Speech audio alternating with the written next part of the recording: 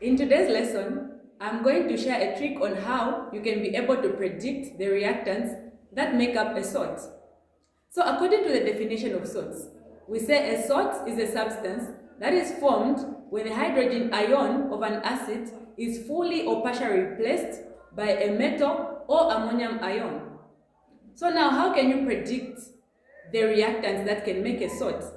So if you have a salt such as potassium sulfate,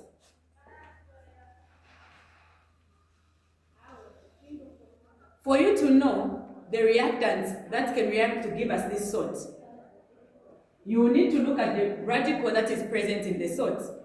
So the radical that is present in the salt is going to direct you to the acid which reacts. So in this case, when you just look at sulfate, an acid which has got the radical sulfate present in it is sulfuric acid. So sulfuric acid is one of the reactants. Then what will be the other reactant? So the other reactant, you can have a metal reacting with an acid, or you can have a base reacting with an acid.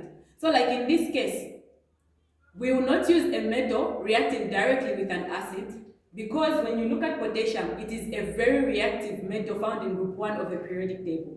So since it is very reactive, it cannot react directly with an acid because it is very explosive, unless it comes in form of a base.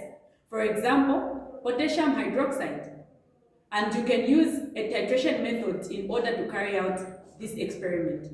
So you can have potassium hydroxide, or let's start with sulfuric acid, reacting with potassium hydroxide.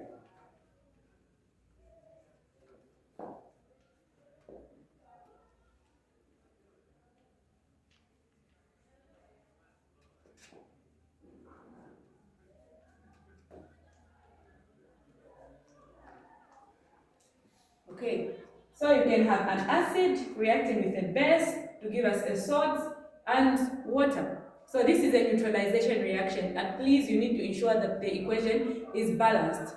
So apart from this kind of salts that are presented here, you can have another salt, for example, sodium nitrate. So for you to be able to predict an acid that you can use to produce this, it is nitric acid, because the radical present in nitric acid is nitrate.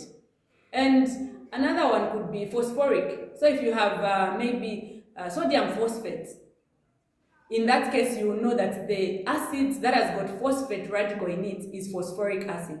So this is one of the tricks that can be able to help you to predict the reactants that can produce a salt. Thank you so much.